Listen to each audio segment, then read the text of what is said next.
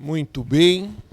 Então, reiterando aqui meus parabéns à apresentação da Elaine, foi maravilhoso, né? Foi fantástico. E eu quero convidar aqui a nossa próxima apresentadora, que vai ser a Edneia. Palmas para a Edneia. Pode vir.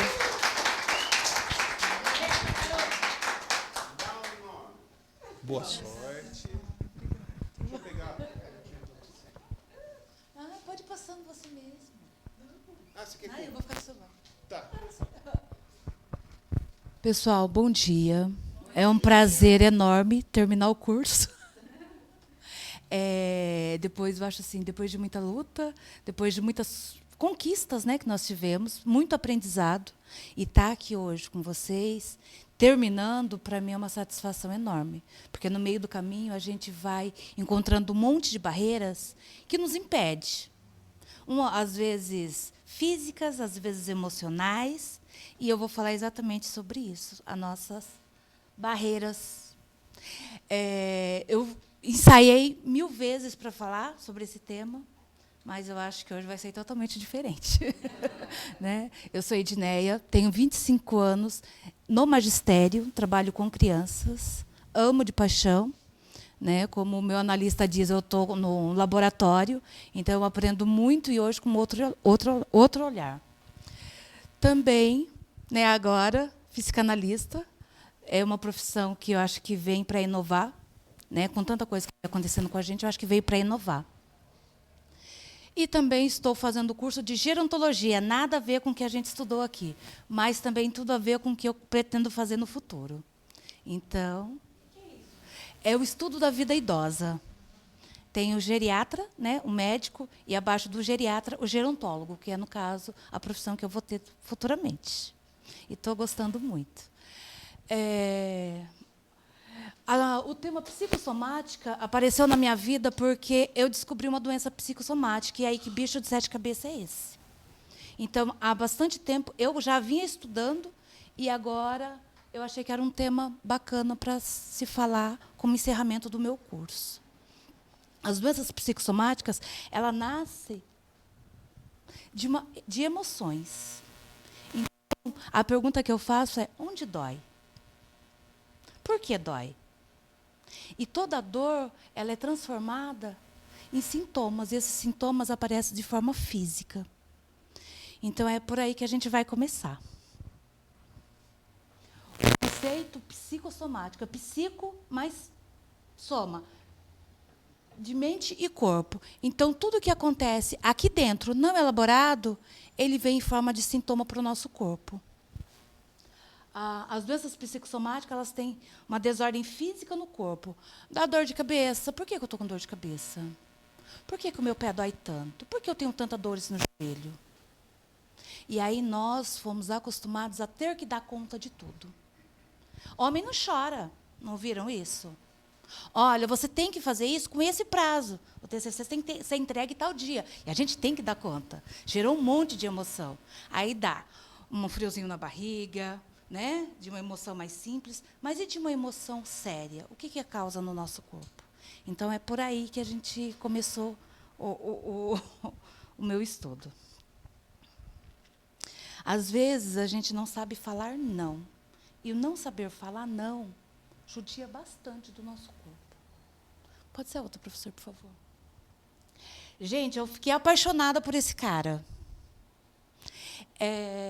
Ele foi o pai da psicossomática. Então, assim, uma breve história dele.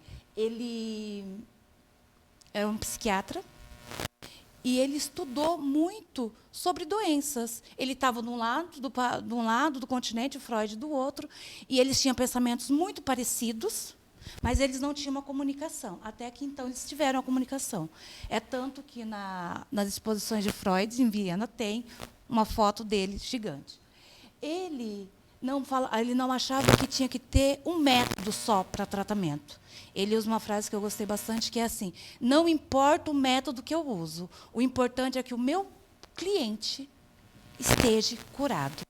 E muitos dos pensadores da época, e analistas, e psicólogos, e psicoterapeutas, enfim, todos os outros, né, da época dele, iam se consultar com ele, porque ele realmente resolvia. E então, ele começou a investigar que a mente e o corpo estão totalmente ligados. Pode ser o próximo, professor.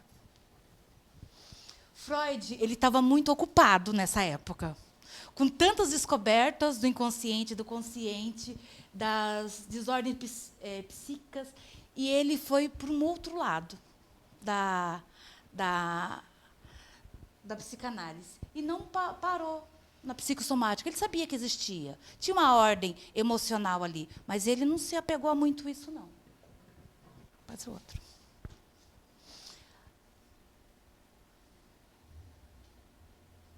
Lacan, ele colocou muito fixações. Então, o que cada fixação acontece no meu corpo? Então, ele também parou em alguns aspectos, foi mais para o lado, para o outro lado, mas também não se atreveu a trabalhar tanto a psicossomática. O que são doenças psicossomáticas? São problemas físicos causados por sofrimento emocional. Ou seja, quando há um sofrimento psicológico, ele pode, de alguma forma, acabar causando ou agravando uma doença física. E aí, geralmente, as pessoas vão ao médico por quê? Porque ele está com uma dor. A raiva que ele não conseguiu falar, que ele não conseguiu se expressar, o estresse que ele não conseguiu dar conta, ele vai vir na forma de alguma doença. Então, geralmente, os nossos pacientes, antes de chegar em nós, eles vão procurar a clínica. Eles vão procurar a clínica porque eles precisam melhorar aquela dor. O meu joelho dói muito. Por quê? Porque eu carreguei um peso gigantesco a minha vida toda e eu não sabia de onde era esse peso. Mas eu não sei ainda de onde é. Então, aí que entra a função do psicanalista. O que aconteceu para o seu joelho doer tanto? O médico vai te passar um analgésico, um anti-inflamatório, mas o analista ele vai querer descobrir a causa dessa dor.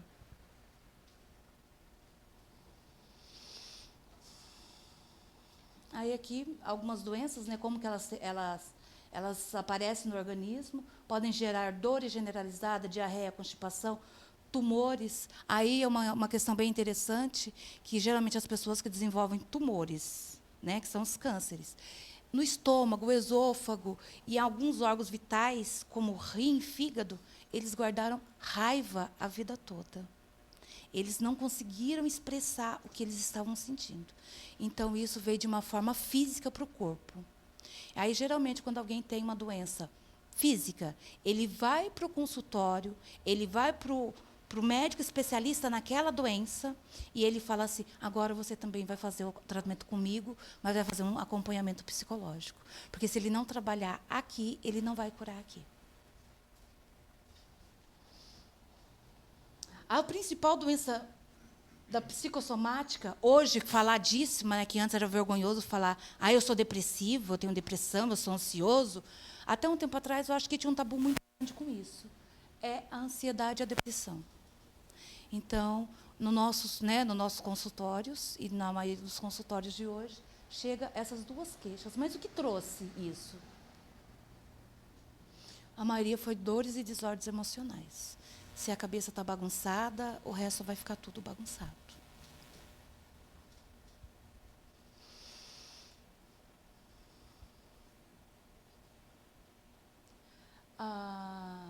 Tem alguns pensadores que falam que toda emoção tratada tem um outro resultado. Então, a gente tem que começar a tratar, tem que aprender a nos olhar e olhar o nosso paciente com um olhar diferenciado. Ou aquela escuta flutuante, né, professor? Que a gente vai ter que aprender a lidar com essas emoções e como que a gente pode fazer para melhorar o nosso cliente. A maioria dos conflitos sociais e familiares causam essas desordens, as disfunções de comportamento e sintomas físicos. A nossa sociedade hoje ela está cobrando de nós cada vez mais, ela está exigindo cada vez mais. As mulheres antes, né, que delícia que deveria ser, não sei, mas eu acho que deveria ser, ficar em casa, cuidar dos filhos, cuidar do marido. Olha que bom, né? Hoje elas saem 6 horas da manhã, chega meia-noite, 11 horas, e ainda tem que cuidar da casa, cuidar dos filhos, cuidar do marido, elas têm que dar conta. E aí, hoje, a maioria das... Não vou falar maioria, mas 77% da população mundial tem algum tipo de ansiedade ou tem depressão. Tratadas, uns 5%. Isso não sou eu que estou falando, são dados de estudos e pesquisas que eu estava estudando.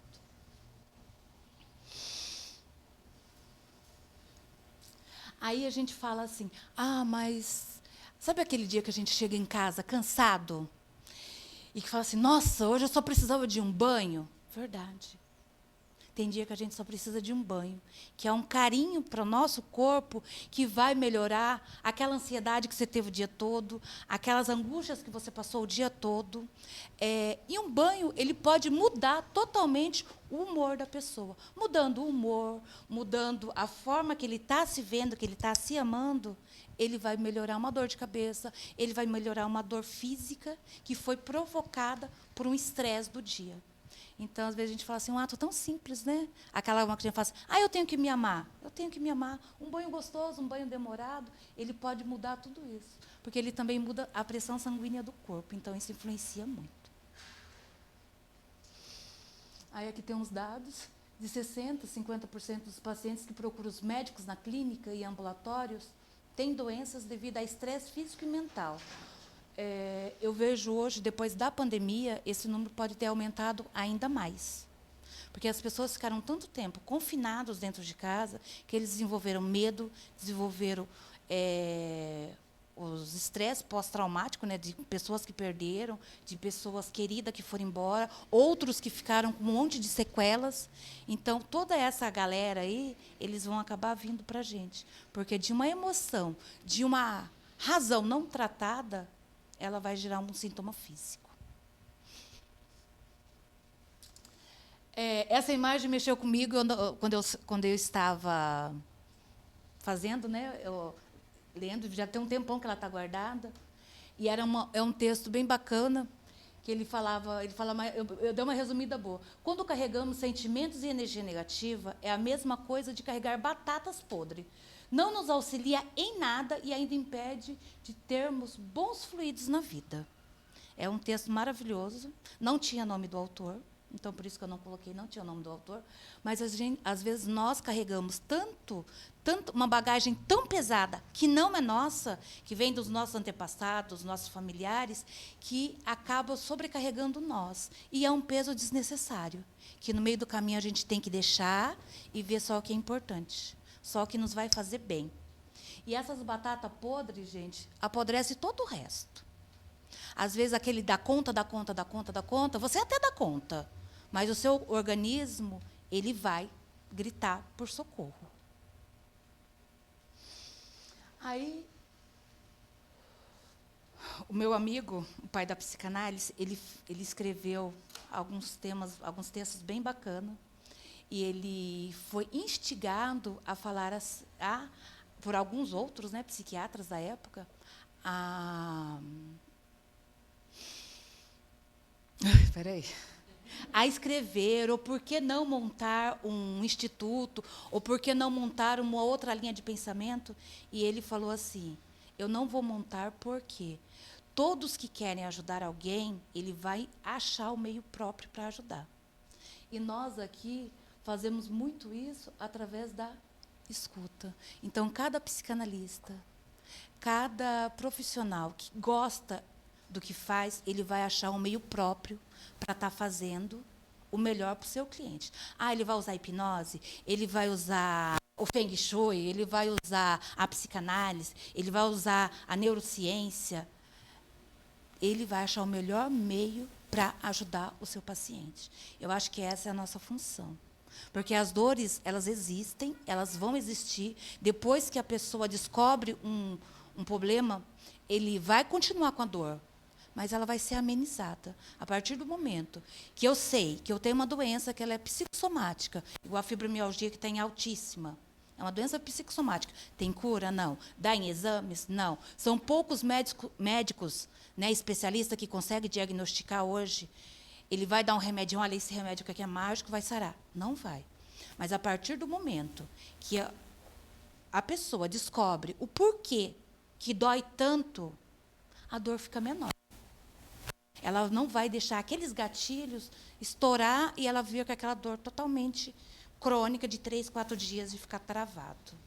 Então, acho que a gente ajudar a ter uma escuta, né, poderosa, eu acho que a gente ajuda muito os nossos pacientes. Obrigada. Eu espero ter contribuído de alguma forma. Obrigada a todos.